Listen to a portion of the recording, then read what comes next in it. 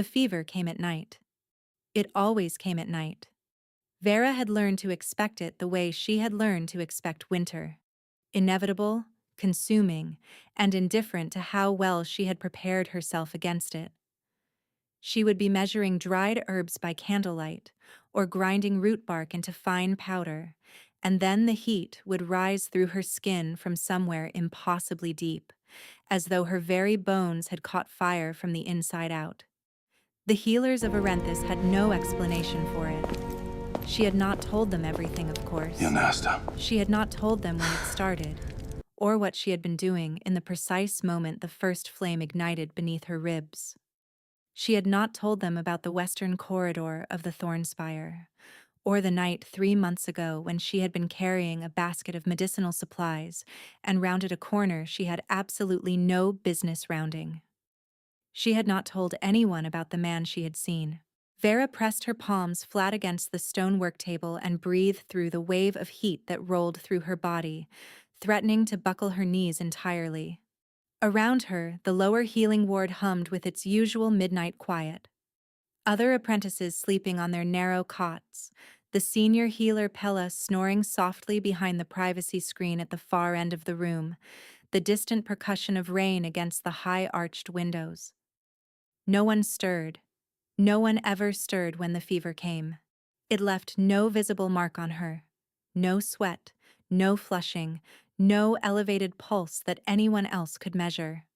Whatever burned inside her burned clean, which was precisely why every explanation had run out so quickly. Bone fever, Pella had suggested first, with the unshakable confidence of a woman who had diagnosed ailments for 4 decades and believed she had encountered every variety the world had to offer. Then dream sickness. Then a spiritual imbalance requiring meditation and fasting, a recommendation that Vera had pretended enthusiastically to follow while secretly eating her meals behind the herb drying room where no one thought to look. None of the diagnoses had fit. None of the remedies had worked. And Vera had stopped volunteering new symptoms for their consideration because explaining the fever honestly meant explaining everything else. The way it intensified when she crossed the eastern courtyard. The way it subsided when she moved to the outermost reaches of the castle grounds, putting stone and distance between herself and whatever its source was. The way it had blazed so ferociously 3 days ago that she had nearly dropped a boiling kettle from hands gone suddenly useless. And she had looked up from the window in that precise moment to see a procession crossing the yard below her. The Alpha King's procession. Vera's fingers tightened against the edge of the table. His name was Calder.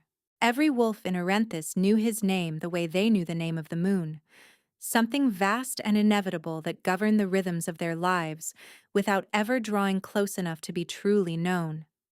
He ruled from the Thornspire with a reputation built on precision and severity, a king who had consolidated 3 fractured and warring territories into a single realm through a combination of iron negotiation and the kind of quiet, absolute power that never needed to raise its voice to be obeyed. She had seen him once. Properly seen him, not the distant ceremonial figure glimpsed at official proceedings that all castle residents encountered occasionally. 3 months ago, in that corridor she had no business being in, with her basket of willow bark and her mind fully occupied with the supply inventory she had been composing in her head. He had been alone, unusual for a king. He had been reading a document as he walked, a habit she would later learn was characteristic of him, and when he looked up to avoid colliding with her, their eyes had met across 18 inches of torchlit corridor stone. She could not describe what had happened in that moment. Even now, alone in the midnight healing ward with the fever crackling through her chest, she could not find language sufficient for it. It was not simply attraction, though she was not blind to the precise considered architecture of his face. It was not fear, though every rational instinct she possessed screamed that she was a common-born apprentice healer who had just stumbled into the direct path of the most powerful wolf in 3 known territories. It was recognition. as if something ancient and deeply buried inside her blood had lurched violently awake and said, with absolute certainty, "There." He had looked at her for 3 full seconds. She had counted afterward, with the obsessive helplessness of someone cataloging the exact sequence of a disaster. Then his expression had closed, like a door being quietly but firmly shut, and he had continued down the corridor without a word, without a backward glance, without any acknowledgement that anything of consequence had just occurred. She had stood motionless in that corridor for a long time after he disappeared from sight. The fever had started that same night. Vera released a slow, deliberate breath and reached for the mortar she had abandoned, forcing her hands back to their assigned work. She was an apprentice healer with no family name worth recording in any document, no bloodline that appeared in Arenthes's genealogical records, and no wolf form. A rarity that had made her childhood marked by careful endurance and her adult life defined by the discipline of invisibility. She had worked for 3 years to earn her place in the Thornspire's healing ward. She had no intention of dismantling that place by entertaining thoughts that had no legitimate claim to exist in her mind. Whatever had happened in that corridor was nothing. Whatever burned in her chest every night was nothing. She repeated this to herself with the dedication of someone who understood that repetition could eventually become truth if applied with sufficient conviction. From somewhere deep in the castle above her, a bell began to toll. Vera's head lifted from her work. The bell that rang at midnight in the Thornspire had one meaning and one meaning only. It was not the fire bell, which rang in rapid triple succession. It was not the watch bell, which struck in measured single tones on the quarter hour. This was the summons bell. Slow, resonant, final. Every wolf in the castle would already be stirring, pulling on cloaks, moving toward the great ceremonial hall where proclamations were made and alliances were sealed, and the direction of the realm was declared to those who served within its ancient walls. Vera's fever blazed with sudden violent intensity that drove the breath from her lungs. She pressed one hand hard against her sternum, gasping at the force of it. Something was happening tonight, something that her body already understood, and her mind had not yet been permitted to know. She set down the mortar with careful hands, reached for her cloak on the hook by the door, and went to find out what it was. The great ceremonial hall of the Thornspire had not been opened in 7 years. Vera knew this because Pella had told her once, the older woman's voice carrying a reverence she normally reserved for the most potent of remedies and the oldest of the healing texts. The last time those iron-braced doors had swung wide, the previous Alpha had transferred the full weight of his power in a ceremony so resonant with ancient bond magic that 3 wolves in attendance had lost consciousness from the force of it alone. Tonight, the hall burned with the light of 100 iron lanterns, and every shadow they cast was the shadow of consequence. Vera found the position she had no right to occupy.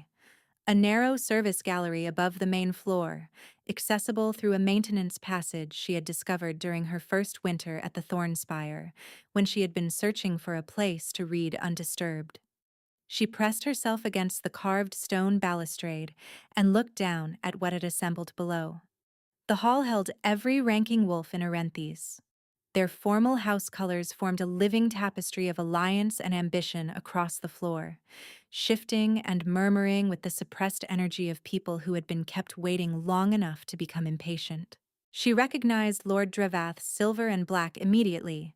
It clustered near the front of the assembly with the settled confidence of those who already knew the outcome of tonight's proceedings and had arranged their expressions accordingly.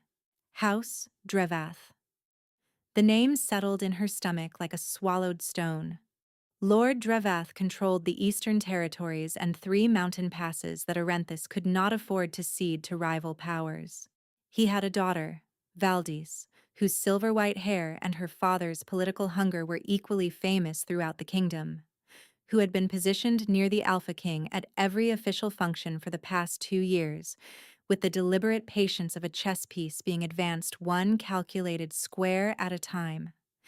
Everyone in the castle had been expecting this night. Everyone, apparently, except Vera, who had been too occupied with maintaining the careful architecture of her own denial to notice the political landscape shifting beneath her feet. Calder stood on the raised platform at the hall's far end. Even from this height, even surrounded by the massed wolves of 3 consolidated territories, he commanded the space in a way that had nothing to do with the elevation of the platform beneath him. He wore the formal deep gray of the Alpha House, and his face in the lantern light was wrong. Vera felt the word arrive with physical weight.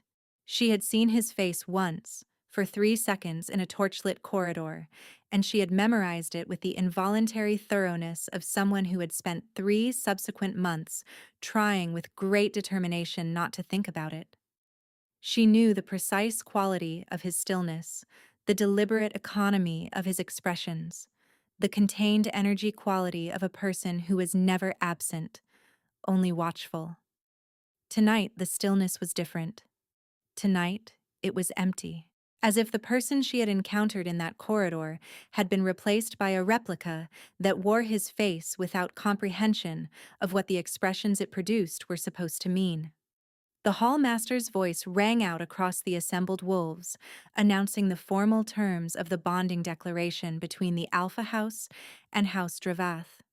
The territorial provisions, the political implications, the long history of alliance between the bloodlines, which had apparently been longer and more orchestrated than anyone had previously acknowledged publicly. Vera heard the words from a great distance, as though sound itself had become reluctant to reach her. Her eyes remained on Calder's face. She watched it with the focused attention of a healer reading symptoms, looking not for what was present but for what should have been present and was inexplicably absent. The micro-expressions that preceded genuine decision, the way a person held their shoulders when they were choosing something rather than enduring it. The aliveness behind the eyes that distinguished a man from a performance of a man. She found none of it. Her fever reached a pitch she had never experienced. It was not the warm, persistent burn of the past 3 months. This was sharp and tearing, as if something with deep roots inside her chest was being extracted by force, slowly, without care for what it damaged on the way out. She bit down hard on the inside of her lip to silence herself, her hand finding the stone balustrade and gripping it until the edge cut into her palm. The pain helped her stay present. Below, Valdis ascended the platform steps in a gown that caught and redirected lantern light with the precision of a weapon designed for exactly that effect. She was beautiful in the way of things engineered to be seen and remembered, deliberate, composed, every detail calibrated for maximum impression. She looked up at Calder as she reached him with an expression of settled, satisfied triumph that she made no effort whatsoever to conceal, because there was no one present whose opinion she feared enough to moderate herself for. Calder reached for her hand. The movement was mechanical. Wrong in the nameable way that Vera's healer's instincts recognized immediately. The fluid, economical grace she had registered in that single corridor encounter was entirely absent, replaced by the lurching, imprecise compliance of someone executing instructions received from outside, rather than decisions arising from within. He raised Valdis's hand. He spoke the words of the formal declaration. His voice was hollow as a bell struck by something that was not a hammer. The hall responded with an eruption that shook the gallery where Vera stood. The thunder of stamping feet, the howls of territorial satisfaction from the houses whose strategic interests had just been secured.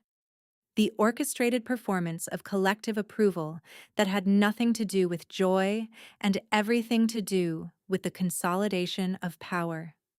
Vera could not move. The pain in her chest had passed beyond the category of physical sensation into something that did not have a clinical name in any of the healing texts she had studied. It was the agony of watching something that some wordless part of you has recognized as yours be formally transferred to someone else, and she had no standing to feel it, no claim that any reasonable person would validate, No explanation that would not reduce her immediately to the figure of a nobody apprentice who had constructed an entire interior cathedral around 3 seconds of accidental eye contact. She felt the tears on her face before she had registered the decision to cry. Below, Calder stood with Valdis's hand raised in his and looked at nothing with eyes that had stopped being his. And Vera understood, with a clarity that arrived with the cruelty of revelations that come precisely when they can no longer help you, exactly what her fever had been trying to tell her for 3 months. She released the balustrade. She walked back through the maintenance passage with the careful, mechanical steadiness of someone who has decided that falling apart is a luxury available only after reaching a location where no one will witness it. She made it to the stairwell before her legs gave out. She sat on the cold stone steps for a long time with her arms wrapped around herself and the fever burning like a brand against her ribs and the sound of celebration echoing up through the Thornspire's ancient walls. Then she stood up, walked to her chamber, and began to pack what little she owned.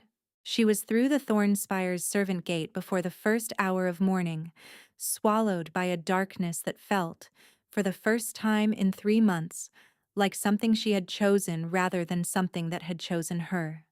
She did not go to Caldmere directly. In the first 3 weeks after leaving the Thornspire, she moved with the deliberate caution of someone who understood that the most dangerous time for a fugitive is the earliest, when the search is freshest and the searchers most motivated. She spent 4 days in a market town called Vethrun, sleeping in a traveler's inn under a borrowed name, giving the initial wave of any search time to pass over her.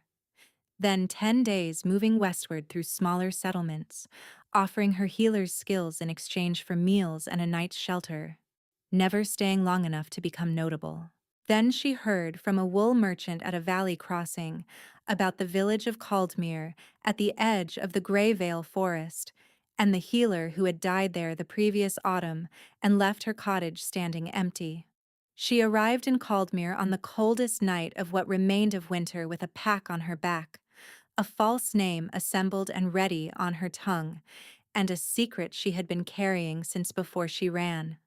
Her name, she told the village elder who met her at the gate, with a raised lantern and the measured suspicion of a woman responsible for the well-being of everyone behind her, was Mira, a widow, a trained healer. Someone looking for a quiet place to rebuild after a quiet tragedy she preferred not to discuss in detail. The elder, whose own name was Bryn, had studied her for a long, unhurried moment, taking in the competent set of her hands and the hollowed quality of her eyes and the careful steadiness of someone holding their interior architecture together through will alone, and then stepped aside without further interrogation to let her through the gate. The cottage was cold, dust-covered, and exactly adequate to what she needed. Mira, spent her first week in Caldmere, cleaning and restocking the herb stores, with what she had carried and what the forest edge provided for those who knew where and how to look. She introduced herself to the village with the combination of demonstrable skill and quiet, personal reticence she had learned across years of castle life was the most reliable formula for being accepted without being examined too closely. She delivered a difficult and dangerous birth in her second week and saved both mother and child through a night that the family would later describe to everyone who would listen. After that, Caldmere stopped watching her with careful suspicion and started watching her with the warmth that communities reserve for people who have proven themselves genuinely necessary. She tried to receive this warmth with gratitude and let it be enough. She woke every morning before dawn and lay in the narrow bed in the dead healer's cottage and pressed her hands flat against the space below her ribs and breathed with deliberate slowness through the burn that had taken up permanent residence there. It had changed in quality since she left the Thornspire. The sharp, tearing agony of that night in the gallery had settled into something duller and more constant, a deep, pulsing heat that radiated outward in rhythms she had eventually, after resisting the knowledge for as long as she could maintain the resistance, recognized as something distinct from her own heartbeat. It was not her pulse. It was something answering hers, something searching. She did not permit herself to think too carefully about what that meant. She had become expert at the precise application of not thinking about things, and she employed this skill with disciplined regularity.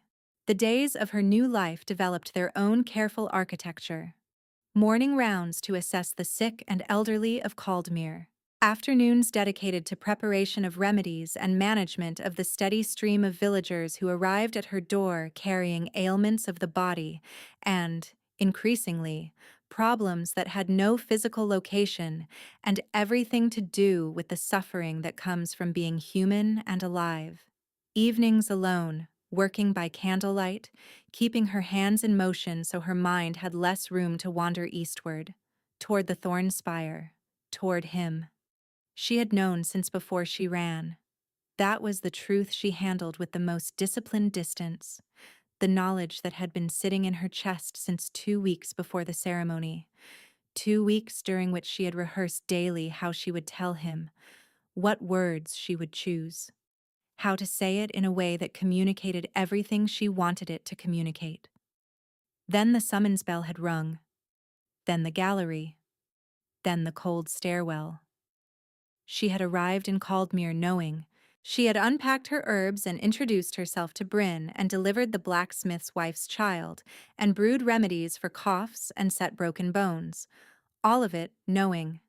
She had told herself the daily work was enough. That purpose was an adequate replacement for everything she had walked away from. She had been in Caldmere for 6 weeks, when the physical reality made it impossible to continue insulating herself from the full weight of what she carried. The nausea was not a revelation. The nausea was simply her body's announcement that it would no longer be ignored while she attended to everyone else. Vera sat in her chair that evening with her hands in her lap and let herself think, fully and without the careful management she had been applying to everything, about what she was carrying, his child.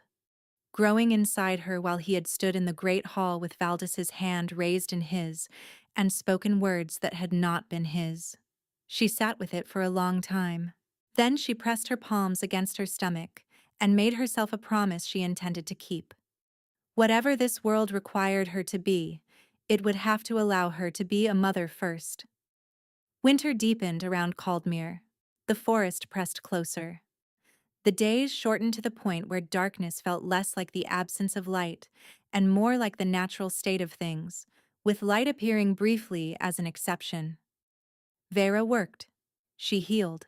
She kept her face arranged in the expression of a woman at peace with a quiet life.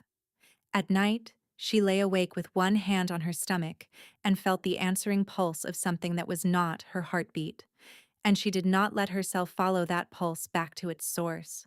She was, she told herself, invisible. She was safe. She was unremarkable in every way that mattered to people with power. She believed this completely. Right up until the morning, a trader's cart rolled through Caldmere's gate with news from the capital that dismantled every carefully constructed certainty she had built her new life upon.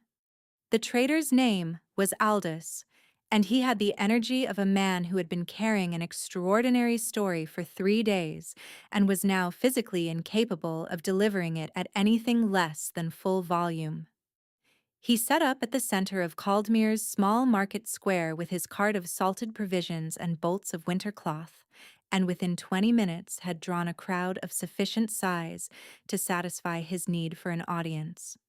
Vera heard him from the far end of the lane, where she was returning from a morning visit to old Ferrec, an elderly patient with a chest infection that was beginning to respond, finally, to the thyme and elderberry preparation she had been adjusting for 2 weeks. She heard the name first. Calder. She stopped walking. It was not a conscious decision. Her body simply ceased forward motion the way a pulled thread pulls everything attached to it, and she stood in the frozen mud of Caldmere's eastern lane with her basket on her arm and her breath forming small clouds in the cold air, and listened. Aldous was in full performance now, his voice pitched to carry, his gestures broad and emphatic. The Alpha King, he was telling the assembled villagers, had not accepted the bonding declaration. A murmur moved through the crowd. Vera moved closer without registering that she was doing it. The morning after the ceremony in the Thornspire's Great Hall, Aldous continued. The Alpha King had woken in a state that none of his attendants had ever witnessed in him before. Disoriented, volatile, demanding explanations for events he apparently had no recollection of participating in. He had refused to allow Valdis into his private chambers, had refused to acknowledge the witness declaration as binding, had stood before his council in the gray morning light and stated flatly, in terms that allowed no ambiguity, that whatever had occurred in that hall the previous night was not a choice he had made. The council, according to Aldous, had not received this well. Lord Drevath is furious, Aldous said, with the relish of someone who found the fury of powerful people enormously entertaining from a safe distance. His daughter is technically the declared mate of the Alpha King, witness before the entire assembled nobility, and the king himself is walking around, refusing to acknowledge it happened. They say he hasn't slept since. They say he's deployed wolves to every territory from the northern peaks to the southern coast. Searching for what? Someone in the crowd asked. Aldous spread his hands wide. Someone. A woman, according to the rumors. No one in the capital knows who she is. Only that he won't stop. Only that the man who built this kingdom on the foundation of iron self-control has come completely apart at the seams. And House Dravath is screaming treason, and the eastern territories are restless. And the wolves across 3 regions have been running in patterns that the old trackers say they've never seen before. He paused for effect, clearly aware of his timing. They say the crops in the Thornspire Valley have begun to fail. They say 3 packs in the Midlands have gone feral without explanation. They say whatever is wrong with the king is spreading outward through the bond network like rot through timber, and if someone doesn't find this woman soon, there may not be much of a kingdom left to worry about. The crowd absorbed this with the combined energy of people for whom distant political catastrophe was simultaneously deeply concerning and thoroughly riveting. Vera was no longer listening. She had turned and walked back down the eastern lane without conscious awareness of doing so, her feet carrying her home on their own recognizance, while the rest of her stood very still inside her own chest and tried to process what she had just heard. He had not accepted it. He had woken with no memory of the declaration. He was searching, destroying everything, tearing his kingdom apart, refusing to sleep, searching for her. The realization arrived not with triumph, but with grief, deep and complicated and edged with something she could not name cleanly. She had spent weeks telling herself the wound would scar over. That absence was its own kind of protection, that she had made peace with what the gallery had shown her. She had made peace with a lie. And now the lie was gone, and the wound beneath it was entirely fresh. The fever in her ribs, which had settled into its customary dull, constant burn over the past weeks, pulsed suddenly with an intensity that stopped her mid-step, one hand flying to her sternum. It was not painful. It was oriented, directional. Whatever had been searching in the dark without a compass had suddenly acquired one and was turning toward true north with a certainty that made the air feel different. She pressed her hand hard against the warmth beneath her ribs and stood in the empty lane and told herself, with great firmness, that this changed nothing. She was safe in Caldmere. She was invisible. No one was looking for a widow healer named Mira at the edge of the Greyvale forest. She repeated this to herself all the way home and was still repeating it when she opened her cottage door, stepped inside, and found a stranger sitting at her work table. The stranger was a man somewhere past 40, with the kind of face that had been weathered by years of deliberate responsibility rather than simple age. He was lean and precise in his movements, and he held himself with a stillness that Vera had learned to recognize as belonging to wolves who had spent decades in service to someone powerful. The stillness of a person who had subordinated their own presence so thoroughly to their purpose that it had become indistinguishable from composure. He did not reach for a weapon when she entered. He did not stand. He simply looked at her with eyes the color of winter bark and said, with the measured calm of someone who had rehearsed this moment many times, "Vera, my name is Rovik. I am First Beta to Calder, Alpha King of Arenthus. I have been looking for you for 11 weeks." The basket dropped from her arm without her permission. "You have made a mistake," she heard herself say, with a steadiness that had no organic basis whatsoever. "My name is Mira. I am a healer. I have never been to the Thornspire." Rovik looked at her with the patient expression of someone who had anticipated this response and found it entirely understandable. "You have a burn scar on your right wrist from a copper pot that overturned in the lower healing ward during your first month as an apprentice. Pella treated it with calendula and scolded you for reaching across an open flame. You have been in this village for 8 weeks, arriving near the coldest point of winter, and in that time you have not spoken to a single person about where you came from or what drove you here." Vera did not move. "The king," Rovik continued, "has described you in detail to every trusted wolf in 3 territories. It was only a matter of time before someone recognized the description. I came with minimal escort, 2 wolves stationed outside your door. I wanted to minimize alarm, which is why I came in alone." His voice remained steady. "What I have to tell you needs to be said without witnesses." The fever was blazing now, full and insistent, the way it only blazed when...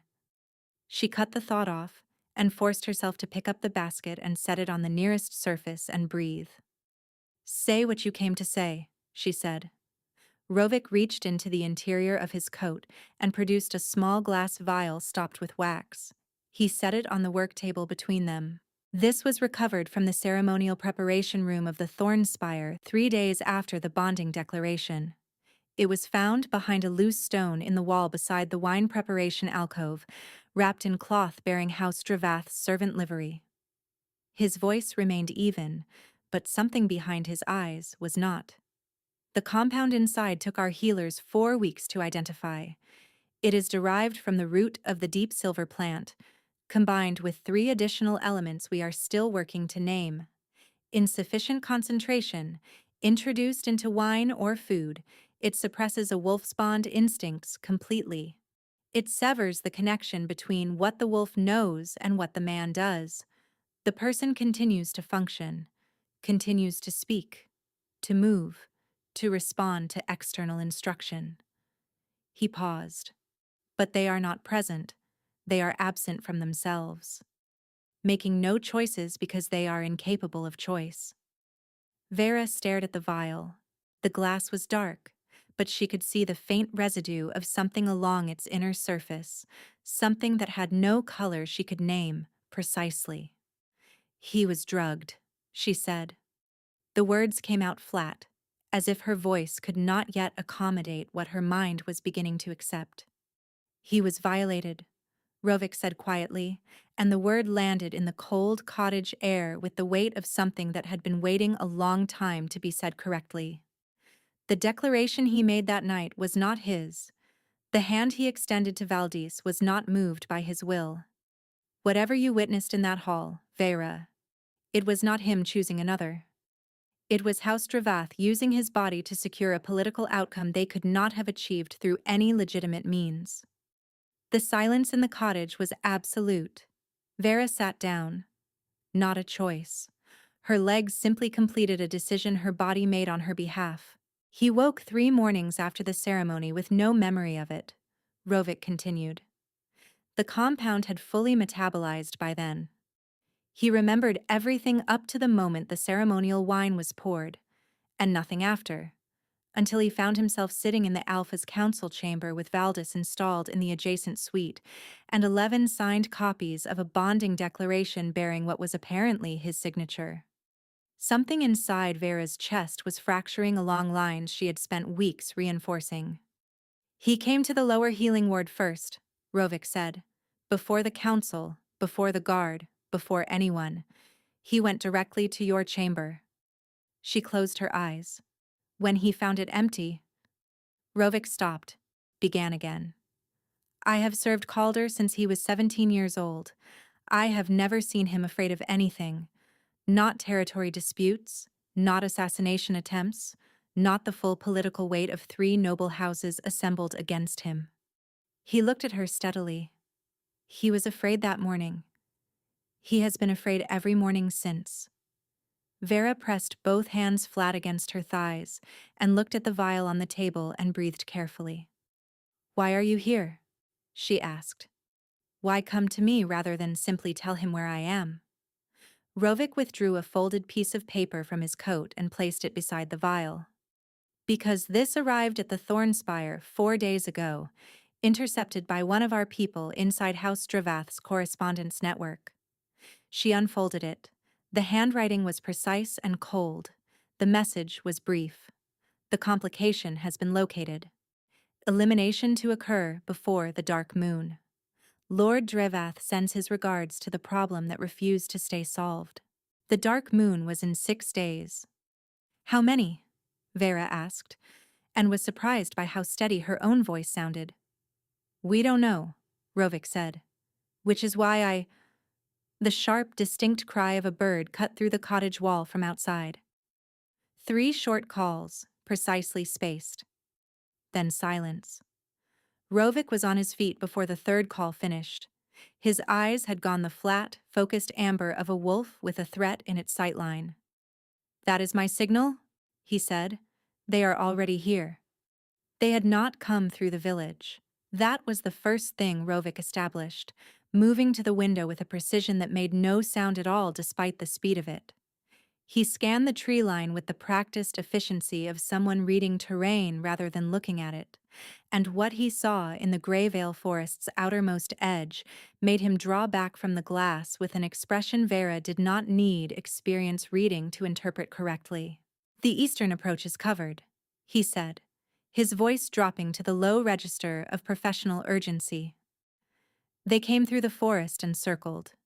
They have been in position since before dawn. Before you arrived, Vera said. Before I arrived. His jaw tightened fractionally.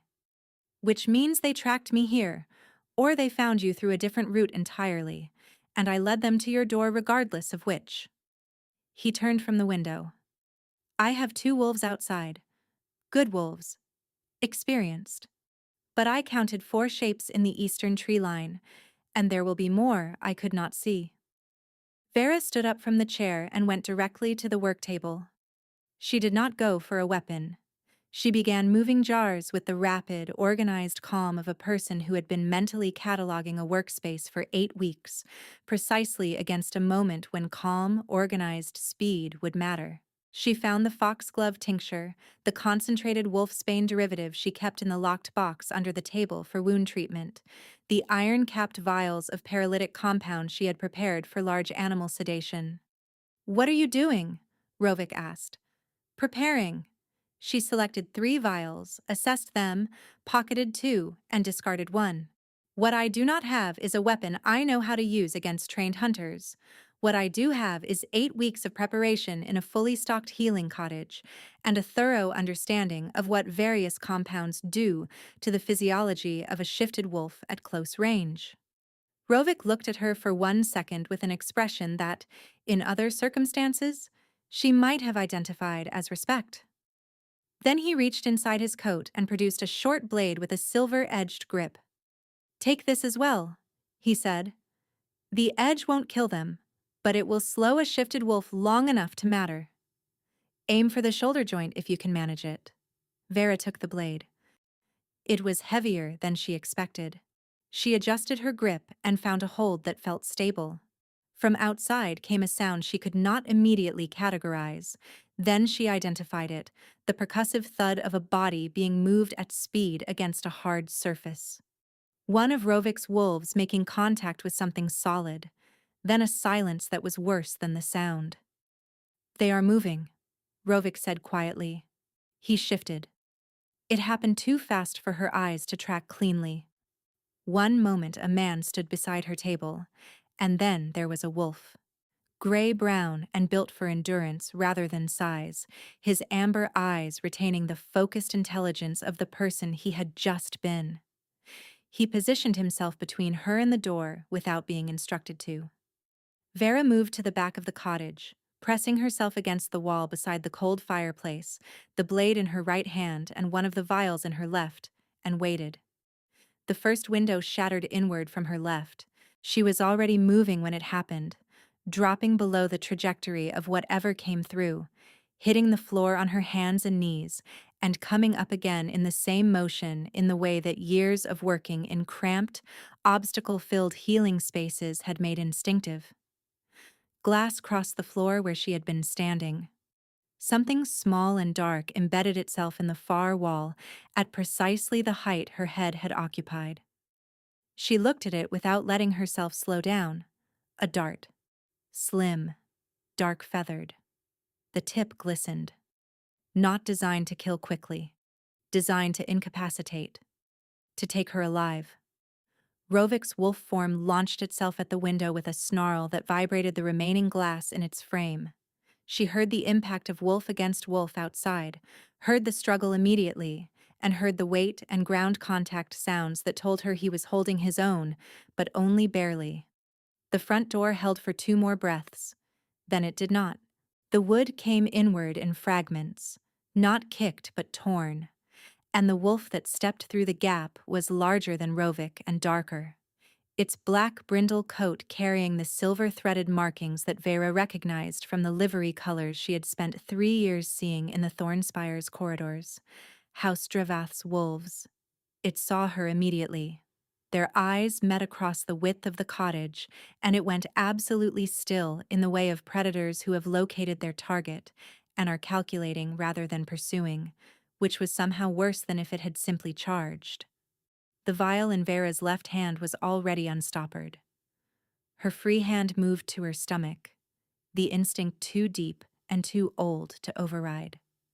The wolf took 1 step toward her, and from somewhere outside the cottage, from a distance that was closer than it had been 2 minutes ago and closing with a speed that did not seem physically possible, a howl split the winter air. Not Rovik's voice, something larger. Something so resonant with authority that it did not just travel through the air but through the ground, through the walls, through the bones of every wolf within its range. The Dravath wolf froze. Vera's fever detonated through her entire body at once, so total and so overwhelming that her vision went white at the edges, and she understood with absolute, wordless certainty exactly whose voice that was. The howl came again, closer still. And this time it sounded like a question with only one acceptable answer. The Dravath wolf did not move. That was what saved her. Not speed, not strength, not anything she had planned. The howl from outside hit the cottage like a physical force, and the wolf in her doorway responded to it the way every subordinate wolf responded to the voice of an alpha whose power outranked everything in its experience. Its haunches dropped fractionally, its ears flattened. The calculating stillness of a predator became the involuntary stillness of a creature whose instincts were suddenly in direct conflict with its orders. 3 seconds. Perhaps 4. Vera used them. She crossed the distance between herself and the wolf in 4 steps and drove the silver-edged blade hard into the dense muscle of its left shoulder before it registered that she was moving. The compound she had unstoppered went directly against the wound in the same motion. Not the wolfsbane derivative, which would kill, but the paralytic, which would not. She had calibrated it for large animal sedation. A shifted wolf was large. The calculation held. The wolf collapsed sideways with a sound like a felled tree. Vera stepped back and stood over it, breathing hard, and discovered, with some distant part of her mind that was still capable of objective observation, that her hands were not shaking. That was new. Something had shifted in her in the seconds between the howl and the action. Some arrangement of interior furniture had rearranged itself without her permission. She had spent weeks in Caldmere telling herself she was hiding, surviving, waiting for things to resolve themselves without her active participation.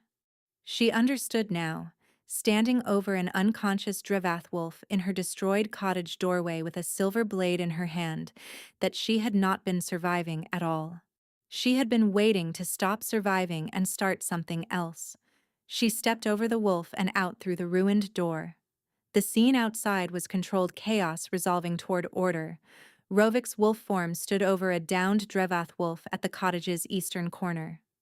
One of Calder's advanced scouts, a pale-furred wolf she did not recognize, moving with the precise efficiency of someone who had done this before, was driving a retreating Drevath shape back toward the tree line at the cottage's northern edge. Somewhere deep in the Greyvale forest, she could hear additional movement closing fast. Vera looked down at her own hands. The warmth she had always attributed to the fever was coming from her palms. It had always come from her palms. She understood that now in a rush of recognition so complete, it felt like remembering something she had known before she was born. Every birth she had managed that went smoother than it should have. Every wound she had treated that closed faster than the herbals alone could account for. Every fever she had broken with what she had told herself was simply the right combination of compounds and timing. It had never been only the compounds. She had been told since childhood that she had no wolf, that the absence of a shift was an absence of the other half of her nature entirely. No one had ever suggested that the other half might have found a different expression, that it might have gone sideways instead of outward, turning inward into something that worked quietly and continuously, in ways that looked like skill rather than power, because skill was acceptable, and power in someone with no traceable bloodline and no pack standing was something else entirely. Vera pressed her glowing palms together and felt the warmth pulse between them like a heartbeat. From the direction of the forest, the sound of approach reached its crescendo. The tree line 30 yards from her cottage exploded outward. Not with violence, with force. There was a difference. The branches did not break so much as yield, giving way for something that did not slow at the perimeter of the forest, because the perimeter of the forest was not something it recognized as a barrier. A wolf larger than anything she had seen outside of the old illustrated histories in the Thornspire's restricted archives crossed the open ground between the trees and her doorstep in a span of time that seemed to belong to a different set of physical rules than the ones she normally operated under. Black. So purely, absolutely black that the winter light seemed to fall into it rather than reflect off it. It stopped. 3 feet from where she stood with her glowing hands and her silver blade and everything she had spent months pretending she was not. The wolf's eyes were gold. Not amber. Gold. The saturated, blazing gold of a bond at full activation, burning with 3 months of accumulated urgency and the force of a power that had been holding itself in check at enormous cost for a very long time. It looked at her hands. It looked at her face. It looked at the barely perceptible change in her silhouette that she had been concealing under the loose winter clothes of a village healer named Mira, and it made a sound that had no name in any language she knew. Something between a question and an answer and an ending and a beginning, compressed into a single note that resonated in every part of her simultaneously. Vera's fever reached its absolute peak, and then, for the first time in 3 months, it went perfectly still. Not extinguished, not defeated, completed. He shifted. She had seen it happen to Rovik, the rapid, disorienting transition between forms that her mind still had not fully developed adequate processing for. But Calder's shift was different in the way that everything about him had always been different from what she was accustomed to. Not more dramatic, but more complete, as if the 2 forms were simply 2 available expressions of a single coherent identity, rather than 2 separate states of being.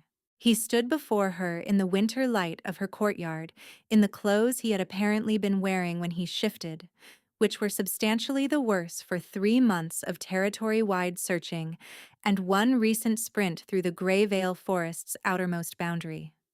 He was thinner than she remembered.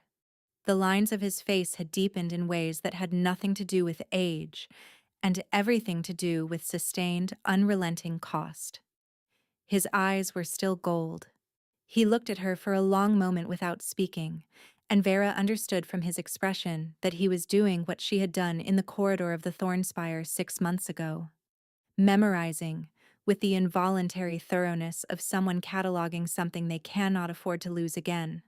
Then he looked at her hands, where the warmth had faded to a faint residual glow. Then he looked at her stomach. "Vera," he said. His voice carried the quality of something that had been pushed past its limits and had arrived at a register of careful control through sheer necessity. "How long?" It was not quite a question. "Nearly 4 months," she said. He closed his eyes.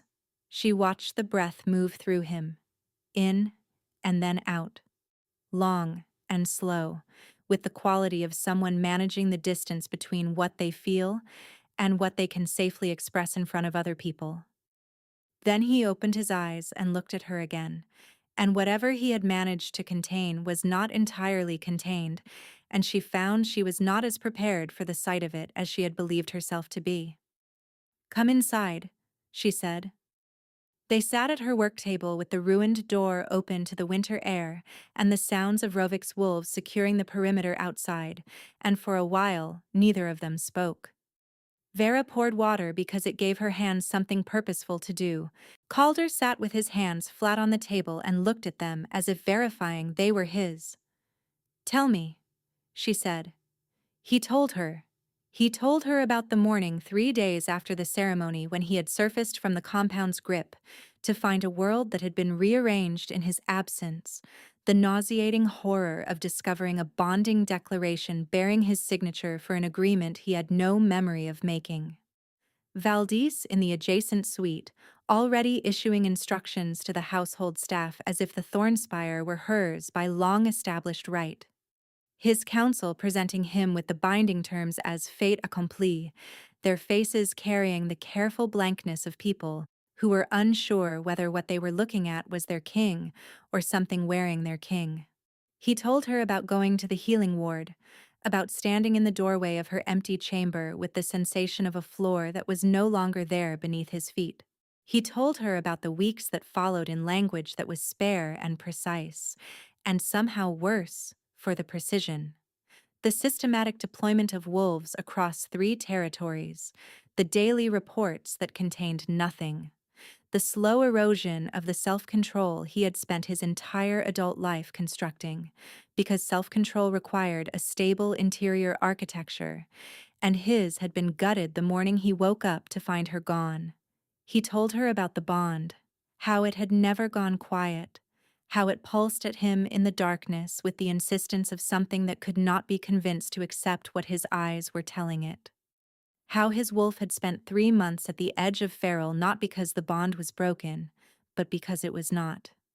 Because whatever House Drevath had done to his mind had not touched the deeper connection that did not run through the mind at all. And his wolf knew she was alive and could not understand why they were not moving toward her fast enough. When he finished, the silence in the cottage was not empty. It was full of everything she had spent 3 months carrying alone. Vera set down the cup she had not drunk from. "I was in the gallery," she said. Calder went still. "The maintenance gallery above the ceremonial hall. I heard the summons bell and I went to see, and I watched the entire declaration from above." She kept her voice even with considerable effort. "I watched you take her hand. I watched you say the words. I watched Valdis look up at you with the expression of someone who had won a game they had been playing for a very long time. And then I went to my chamber, and I packed what I owned, and I left before dawn. Vera, I need you to understand what that was."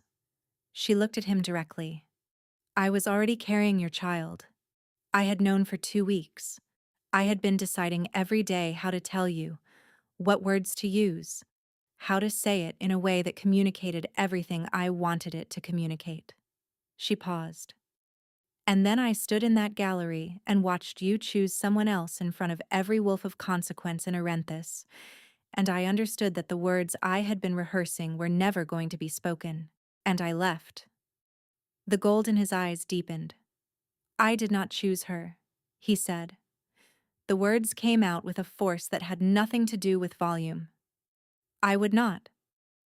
There is no version of that night, no argument, no political consequence, no pressure that any council or noble house or accumulated power in 3 territories could bring to bear that would make me choose anyone but you. What happened in that hall was not a choice, it was a theft. His jaw tightened. And I will spend whatever remains of my life accounting for the cost of what was stolen, if you will allow me to. Vera looked at him for a long time.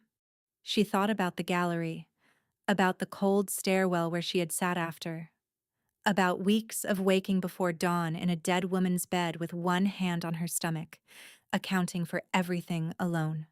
She thought about the fever, about what it had been telling her from the very beginning, if she had been willing to hear it. I am not easy to accommodate, she said finally. I do not have a wolf form. I have no family name. I have no standing in any of the structures that govern your world. Whatever we are to each other, it will complicate everything you have built. Good, Calder said. Everything I have built needed complicating.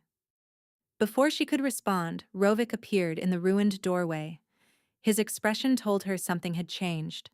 My king. His voice was carefully neutral in the manner of someone delivering news they wish they did not have. A rider has just come from the Thornspire. Lord Drevath has moved. Lord Drevath, it emerged, had not been idle. In the 2 days since Rovik's departure from the Thornspire, the Drevath forces embedded within the castle had made their move with the efficiency of people who had been waiting for the precise moment when the Alpha King was occupied elsewhere, and his attention could not compensate for his physical absence. They had taken the lower castle corridors and sealed the healing ward. They had confined 16 members of staff who had been identified, through methods Vera did not ask about, as loyal to Calder rather than to the declared bonding. Among the 16 was Pella. The rider's message was succinct and written in Lord Drevath's own hand, which told her everything she needed to know about how certain he was of his position. The confined staff would be formally charged with conspiracy against the declared bonding agreement within 48 hours. The charges carried a sentence that was not ambiguous. Calder read the message once and handed it to Rovik without expression. But she could feel it through the connection between them, the bond that had never been completed, but had never gone dormant. The cold fury of a man who was calculating rather than reacting, which was somehow more frightening than reaction would have been. We ride at first light, he said. How many wolves do you have within reach? Rovik asked. Enough. Calder looked at Vera. You stay at the rear of the formation. You do not approach the castle walls until I tell you it is safe. Rovik's wolves will... Pella covered for me, Vera said. Calder stopped. For months. Every time I was somewhere I should not have been. Every time my absence from the ward needed an explanation. She covered for me without being asked, without being thanked, without knowing why she was doing it beyond the fact that it seemed like the right thing. She held his gaze steadily. She is in that ward because of choices that were made because of me. I will not stay at the rear of a formation while she pays for that. Vera. He kept his voice even with visible effort. You are nearly 4 months along with my child. The risk exists whether I stay at the rear or not, she said. House Drevath has already demonstrated that distance is not a protection. That letter found me in Caldmere. Those wolves found me in Caldmere. The only protection I have ever had was invisibility, and that is finished. The silence stretched. She is not wrong, Rovik said from the doorway. Calder looked at him with an expression that promised consequences. The beta did not appear significantly moved by this. They rode at first light. The Thornspire rose ahead of them as they crested the final ridge in the gray early morning, its ancient towers catching the first pale light and throwing it back without warmth.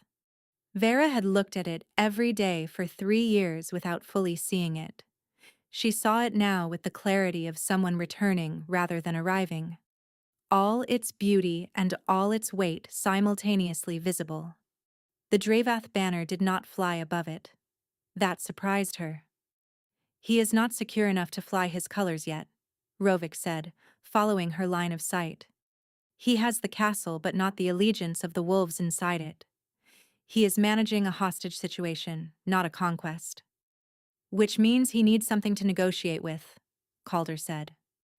"Which means the hostages are still alive," Vera said. The battle for the outer gate was brief and decisive. Dravath forces held it, supplemented by mercenary wolves whose loyalty was to payment rather than bloodline, and who were therefore vulnerable to the calculation of what happened to people on the losing side of a confrontation with a sitting Alpha King. The inner keep was different. Lord Dravath had fortified the healing ward with the tactical instinct of a man who had been planning power consolidation for 3 decades. The ward had one main entrance and 2 service corridors, all 3 now sealed and defended by wolves who had made their choice and understood what that choice meant. The hostages were inside. Calder's wolves could breach the main door. They had the numbers and the strength for it. But a breach through a single doorway against prepared defenders, in a corridor where 16 non-combatants were present, the calculation was not clean. Vera did the calculation in the time it took to survey the outer ward and came to a conclusion she did not share with anyone until she had already begun walking toward the sealed main entrance. "Vera," Calder's voice was very quiet behind her. "There is a service access through the lower physics stores," she said without stopping. "It does not appear in the castle's official plans. I found it my first year in the ward when I was looking for a place to store supplies that had nowhere else to go. Dravath's people would not know to seal it." She paused at the entrance to the lower stairwell. "I know every person in that ward. I know how Pella thinks, how she manages a crisis, what she needs to hear to act on it. I can get them out of that room before your wolves breach the door." She turned to look at him. "I am not asking for permission," she said. "I am telling you what I am doing so that you can have your wolves ready at the main entrance for when the hostages come through it." Calder looked at her for one long second. Then he stepped forward, cupped her face in both hands and pressed his forehead against hers with a force that was not violence, but was not gentleness either. Something more necessary than either. "If you are not out in 20 minutes, he said, very quietly, "I will take that door apart with my hands." Vera covered his hands with hers briefly. Then she went through the lower stairwell and disappeared into the castle's oldest bones. She found the service access exactly where she had left it, behind a stack of empty storage crates that no one had thought to rearrange. She moved through corridors she knew by touch as much as sight, navigating the Thornspire's lower levels with the confidence of 3 years of daily familiarity, and arrived at the physics store's interior access to the healing ward. She pressed her ear to the door. She heard Pella's voice on the other side, calm and deliberate, explaining something to someone in the measured tone of a woman who had decided that panic was an unaffordable luxury and had arranged her interior landscape accordingly. Vera smiled despite everything. She unlatched the access door and pushed it open. The healing ward opened before her and she stepped through, and found herself face to face with Valdis of House Dravath, who had a blade in her hand and an expression that suggested she had been waiting for exactly this. "How convenient," Valdis said softly. "You have saved me the trouble of finding you." Pella saw her first.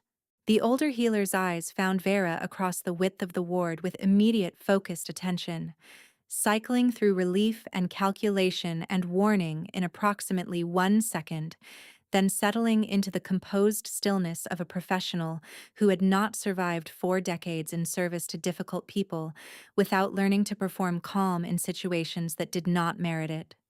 12 other hostages were in the ward.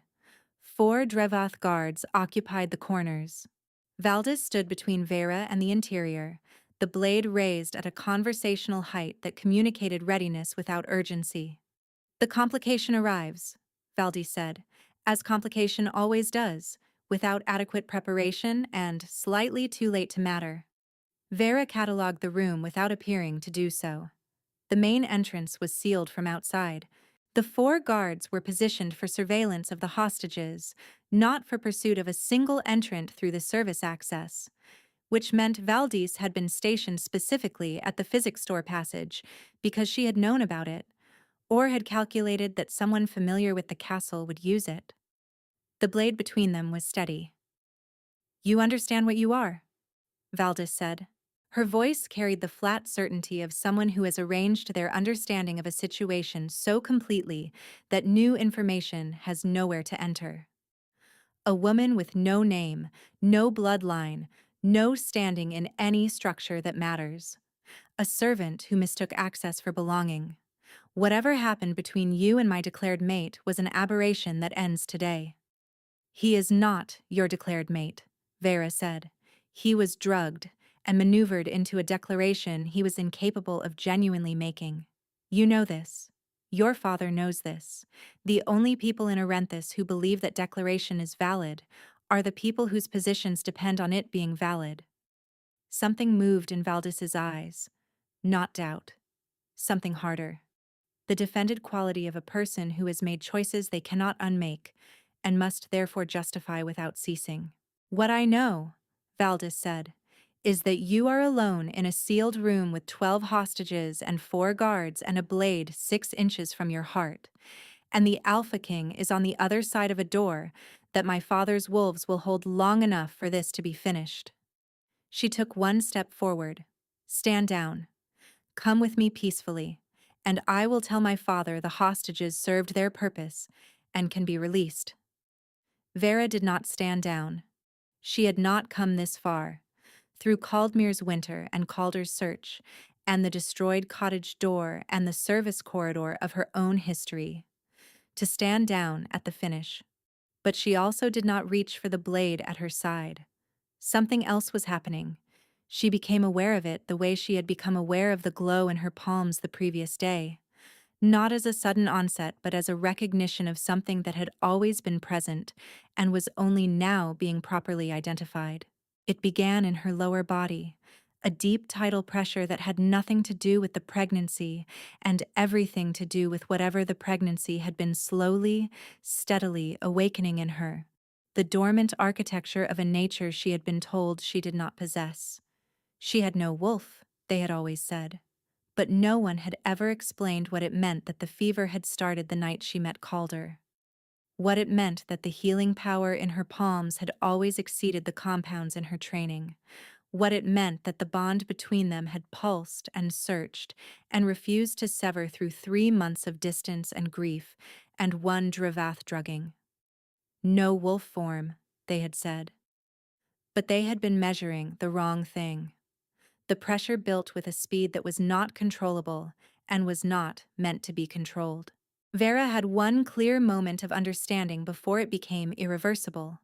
One moment in which she saw everything she had been and everything she was becoming and recognized both.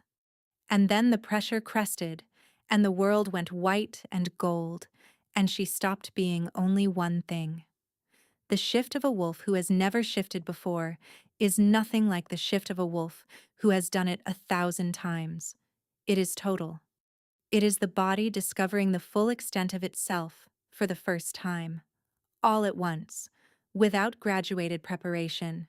It filled the healing ward with light that was not fire, and heat that was not fever, and a sound that was not a howl, but contained everything a howl contained. The full registered existence of a creature announcing itself to the world after a very long silence. The 4 Drevath guards pressed themselves against the walls. Valdis dropped her blade. Pella stood from the floor where she had been seated, and her face, as she watched what Vera had become, was not the expression of someone witnessing something magnificent. It was the expression of an experienced healer watching something she could not stop and could only pray would not cost the child what the mother was giving. A first shift carried risk under any circumstance. A first shift while carrying a child had no precedent in any text Pella had ever studied, and the knowledge of that sat in her eyes like a held breath. The wolf Vera had become was the color of light through water. Not white, not gold, something between and beyond both. It stood in the center of the healing ward and breathed, and every breath displaced air that carried the resonance of the bond at full ignition. And from the other side of the sealed main door, a sound answered it. The door came off its frame in a single motion. Calder came through it in human form, which was somehow more powerful than if he had come through shifted, the Alpha's full authority preceding him through the space like a pressure change. He crossed the ward in 6 strides, and the guards who might have moved against him chose, with the impeccable survival instinct of people who had just recalculated their odds, not to. He stopped before her. She shifted back, and the transition was nothing like the ordeal she had feared. It was as natural as breathing out after a long breath held. The wolf receding and leaving her standing in the ruins of her outer garments with her palms flat against the warm air and her eyes open and clear. Her first movement was her hands going to her stomach. She held her breath for one terrible second. Then she felt the answering movement beneath her palms, small, insistent, and entirely indignant at the disruption, and released the breath she had been holding since the transformation began. The child was furious and perfectly intact. Across the ward, she saw Pella close her eyes briefly and release a breath of her own. Calder looked at Vera with an expression that went so far past what words were designed to carry that language had the good sense to withdraw from the moment entirely. Then he turned to face Valdis. "Call your father's wolves off the outer gate," he said. "Now. And tell your father that the Alpha King of Arenthus requests his presence in the outer ward to discuss the terms of what happens next." Valdis looked at him for a long moment, watching the structure of her life's work come apart along every seam simultaneously. She went. When she was gone, Calder turned back to Vera. He tilted his head and bared the side of his neck, slow and deliberate and completely unambiguous. The gesture of a wolf who recognizes its equal and offers itself accordingly. "Complete it," he said quietly. "On equal terms. Your claim as much as mine." Vera understood what she was being offered. Not the traditional hierarchy, not the alpha claiming a mate who received and submitted. Equal. 2 wolves of equal standing, each claiming the other, neither above nor below. She stepped forward. She pressed her palm flat against his chest first, feeling his heartbeat. Fast, for all his composure. Then she pressed her lips to the side of his throat and felt his pulse beneath them, and claimed him the way the oldest bonds were sealed, before rank and bloodline and political structure had layered their requirements over the fundamental simple truth of it. His teeth found her shoulder in the same moment, the bond completed between one heartbeat and the next. Not an explosion, not the drama she might have expected. Something quieter and more total. 2 rivers that had been running parallel for a long time finally finding the confluence they had always been moving toward, and the discovery that the combined current was not twice as strong but 10 times, because the force had always been in the convergence rather than the individual streams. She felt him fully for the first time, not the searching pulse she had grown accustomed to. All of him, every thought, every cost, every grief, every fierce and unrelenting thread of the love he had been carrying for her through 3 months of impossible distance. He felt her in return. All of her. Caldmere, the gallery, the corridor. Everything she had been holding alone. They stood in the healing ward of the Thornspire with his wolves around them and the hostages free, and the Drevath forces standing down in the outer yard, and the winter light coming through the high windows.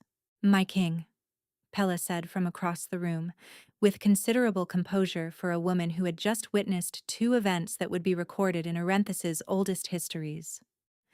My lady healer, Calder answered, without releasing Vera. Pella looked at him for a moment. Then she looked at Vera. Then she straightened her healer's apron with the dignity of someone who had waited a long time to say the next thing, and intended to say it correctly. She is worth every complication she has ever caused, and the rest of them besides. I trust you are aware of this. Fully aware, Calder said. Lord Dravath was brought before the assembled packs of Arenthus on a morning so clear that the light seemed to have opinions about events being conducted beneath it. He did not come willingly. He came with the diminished quality of a man who had built an ambitious structure on a compromised foundation and was now watching it disassemble around him with the speed that such structures always eventually disassemble, faster than anyone planned for and with considerably less dignity. The evidence was not sparse. The vial from the preparation room, the correspondence network that Rovik's intelligence contacts had been mapping for 11 weeks, which connected directly to the compound source and the specific servant in Dravath livery who had introduced it into the ceremonial wine. The letter recovered from Caldmere's trader route, written in Dravath's own hand, ordering an elimination before the dark moon. The testimony of 3 Dravath wolves who had accepted a clemency arrangement in exchange for complete accounts of what they had been ordered to do and by whom. It was thorough. It was precise. It was the kind of evidence that left no usable gaps and was built by people who understood that power without proof is only delay. The assembled packs heard all of it. Lord Dravath was found guilty of bond violation, attempted murder of the Alpha's mate, conspiracy against the throne, and the corruption of a witness declaration. The sentencing was conducted according to the oldest terms of pack law, which predated the political structures Dravath had spent decades navigating and were not susceptible to the same manipulation. He was stripped of his territories, his titles, and his name. Valdis was exiled to the far western coast where Arenthes's territory ended and the open water began. She left without her silver hair carrying quite the same deliberate luster it had displayed in the Thornspire's great hall, and without looking back, which Vera thought was probably the first genuinely wise decision she had made in the entire affair. The compound's formula was destroyed. Every copy. Every secondary source the intelligence network could locate. The wolves who had manufactured it were dealt with under the pack law that covered deliberate bond interference, which was, Rovik explained with the satisfied precision of someone for whom this outcome had been a long time coming, severe enough to constitute a permanent deterrent. In the weeks following, the change spread outward through Arenthus, the way change rooted in something real always spreads, not in announcements, but in gradual, pervasive shifts in the texture of daily life. The 3 packs in the Midlands that had been running feral came back to themselves over the course of 10 days. The pack bond network, which ran through the Alpha's bond as its primary node, had been partially destabilized by the contested bonding declaration for months.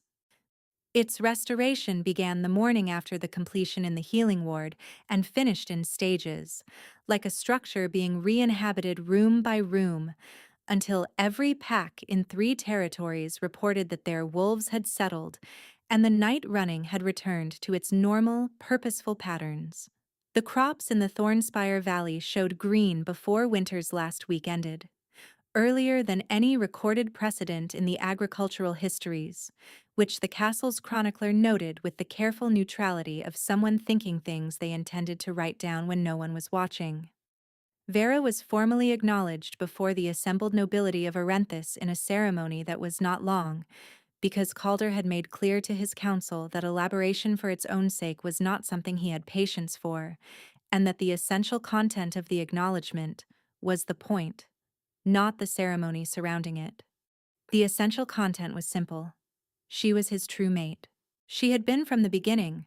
The bond between them was older than any declaration, any house alliance, and any political calculation that had ever been made in the Thornspire's long history. And everything that followed from that fact was not new. It was a correction. Pella stood in the front row of the assembled witnesses with her hands folded and her expression carrying the settled satisfaction of someone who had been right for a very long time and had the grace not to make a large thing of it. She caught Vera's eye at one point during the acknowledgement and gave a single, small nod. Vera gave one in return.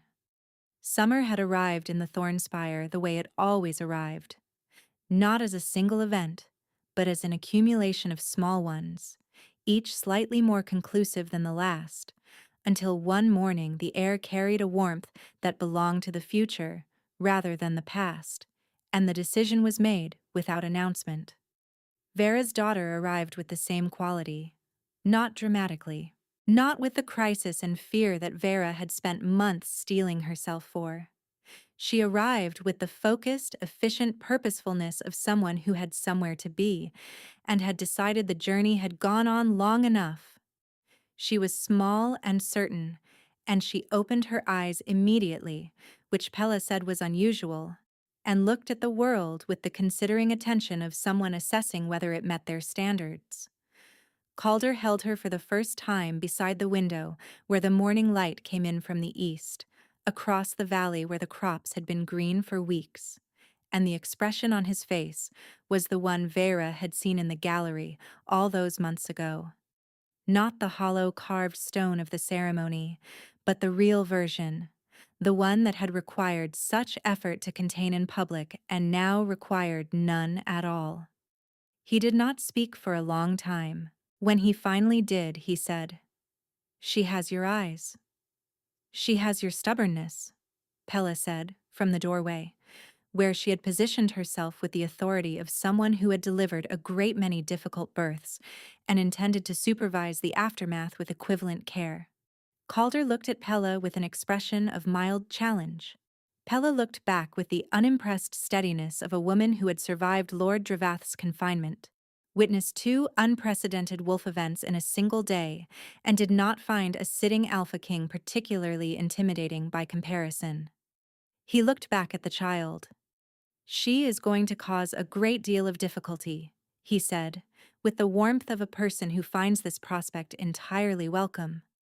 "Yes," Vera agreed. She reached across and he transferred the child to her arms with the careful, total attention of someone who has recently learned that careful and total attention is its own form of power. His hand came to rest beside her on the covers. She turned her hand palm up and he covered it with his. Through the bond, she felt him. Fully. The way she had felt him in the healing ward the moment the confluence completed. Not a pulse. Not a search. Not the desperate reaching of something incomplete. Just him, entirely present, the way a person is present when they have been trying to reach somewhere for a very long time and have finally arrived. She thought about the fever, about the night in the corridor when something in her blood had lurched awake and said, with absolute wordless certainty, "There." About the months of careful denial.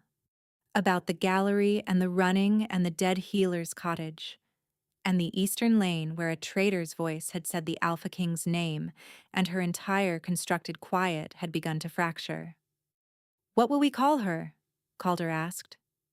Vera considered. "Sonara," she said, an old word from the oldest of the healing texts, from the chapters written in archaic language she had always been told was metaphor and had turned out to be instruction.